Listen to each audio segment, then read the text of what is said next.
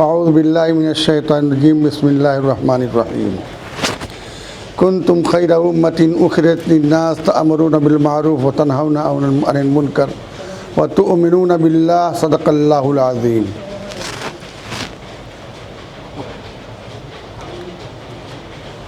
मोहतरम हज़रात, बुज़ुर्गों, नौजवान भाइयों, मैं फ़ख्र महसूस कर रहा हूँ कि उलमा की बस्ती में पूरा मारूफ में मैं आज आया हुआ हूँ और एक मिशन ले करके आया हूँ जो अमन व शांति का मिशन है। पीस पार्टी जिसे आप सभी लोग जानते हैं, आप सब की ये पार्टी है। कलाम मुक़द्दस की हमने एक आयत तिलावत की है। उलमाए कराम की मजलिस से ये समझ रहे होंगे कि तो जैसे मौलाना जुमा का खुतबा पढ़ते हैं, सियासत में कहाँ ये सब है। हालांकि हकीकत अगर देखी जाए तो नबी करीम सल्लल्लाहु अलैहि वसल्लम की ज़िंदगी पूरी की पूरी सियासत है। अभी हमारे भाई खुद ही बता रहे थे कि नबी करीम सल्लल्लाहु अलैहि वसल्लम मक्की ज़िंदगी में 13 साल तक कोशिश करते रहे, मेहनतें करते रहे, लोगों की तकलीफ़ें बर्दाश्त करते रहे। मक्का के लोग कोई कसर बाकी ना रखे सताने में, लेकिन 83 या 87 लोग मुसलमान हुए। और जब नबी करीम सल्लल्लाहु अलैहि वसल्लम मक्का छोड़ करके मदीना तशरीफ़ ले गए, आपने हिजरत की और आप तायेदार मदीना हुए। सन 8 हिजरी में वही मक्का जो 13 साल तक दीन समझ में नहीं आया, आधा घंटा में समझ में आ गया। तो मेरे मोहतरम, आयत भी जो मैंने तिलावत की है वो भी इसी किस्म की है। अल्लाह तबारक व तआला इस जमात की, इस उम्मत की तारीफ़ करता है कि तुम बेहतरीन जमात हो। तुम्हें अल्लाह तबारक व तआला ने पूरी दुनिया के इंसानों को नफ़ा पहुंचाने के लिए पैदा ही किया गया है। मुसलमानों को नहीं कहा, सिर्फ तमाम दुनिया के इंसानों के लिए। क्यों? इसलिए नहीं कहा कि तुम नमाज पढ़ते हो, तुम ज़कात देते हो, तुम हज करते हो, इसलिए नहीं कहा। इसलिए कहा कि तुम अमर बिल मारूफ नहीं अनिल मुनकर करते हो, तुम भलाइयों का हुक्म देते हो और बुराइयों से रोकते हो। लेकिन मेरे मोहतरम, हम लोग तो ये समझते हैं और पूरा मारूफ वाले भी समझते होंगे कि अमर बिल मारूफ नहीं अनिल मुनकर, मस्जिद से निकलो चंद भाई और किसी बेनमाजी को जगा करके उसको नमाज की दावत दे दो। हम लोग यही समझते हैं। अब तक मैं भी यही समझ रहा था, लेकिन हकीकत ये नहीं है। मेरे मोहतरम, क्या अमर बिल मारूफ नहीं अनिल मुनकर ये नहीं है कि आज हमारी मस्जिदें खोदी जा रही हैं? उसके बचाने के क्या असबाब हैं? उसकी हिफाजत का क्या तरीक़ा है? हमारे तमाम मदारसे इस्लामिया, उनकी जांच हो रही है, आखिर उसकी हिफाजत कैसे की जाए? हमारे नौजवानों का काउंटर होता है, जेल में डाला जाता है, हमारे मकानों को बिल्डोजर से गिरा दिया जाता है, आखिर उसकी हिफाजत का क्या तरीक़ा है?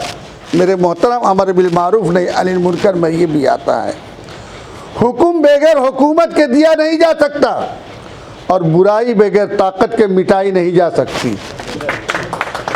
कौन सी ताकत हमारे अंदर है?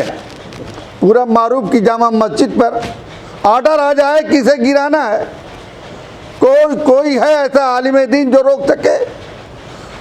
यहाँ नहीं, पूरे हिंदुस्तान में कोई आलिम नहीं मिलेगा, क्योंकि वो ताकत हमने पैदा ही नहीं किया। कुरान चिल्ला चिल्ला के हमको ये सबक दे रहा है, हमें दर्द दे रहा है।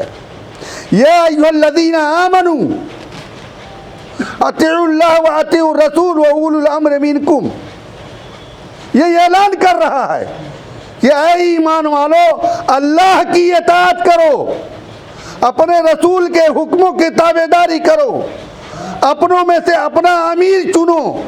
लेकिन हमें समझ में नहीं आता।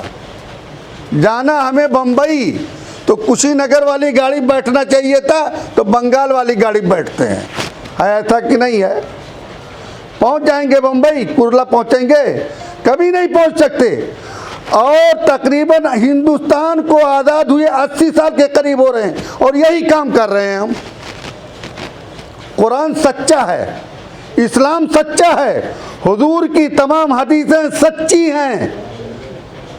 मेरे मोहतरम याद रखो, जो इस फार्मूले पे अमल कर लेगा वो कामयाब होगा। कोई ज़रूरी नहीं मुसलमान होना। मुसलमान ही अगर इस फार्मूले पे अमल करेगा तो कामयाब होगा, गैर नहीं। ऐसा कुछ भी नहीं है। जो भी अमल, यह बात कुरान की आयत चमारों की समझ में आया, चमार भाइयों के, उसने अमल किया और अपनों में से अपना एक अमीर चुन लिया, अपना झंडा बना लिया, अपनी पार्टी बना ली। यादव भाई जिसे बताते 40 साल के बाद अकल आती है, उसकी समझ में आ गया कि अपनों में से अपना अमीर चुन लिया, अपनी पार्टी बना ली, अपना झंडा बना लिया और वो कामयाब हो गए। आज देख लो जा करके, उनके लोग आईजी, डीआईजी, थानेदार, कोतवाल, तो एसपी मिलेंगे, चाहे चमार भाई हो, चाहे यादव भाई हो या और बिरादरी। नहीं मिलेगा तो मुसलमान नहीं मिलेगा किसी नौकरी में। मेरे मोहतरम, हद है बेअक्ली की। हम लोग दावा करते हैं कि नबी रहमत के नक्शे कदम पर हम चलने वाले हैं, कुरान को हम अमल करने वाले हैं। हकीकत ये है कि हम कुरान को तिलावत करने के अलावा कुछ भी नहीं समझते। हमने सिर्फ वही नमाज, वही रोज़ा, वही तस्बीह, वही मुसल्ला, वही कुरान ले लिया।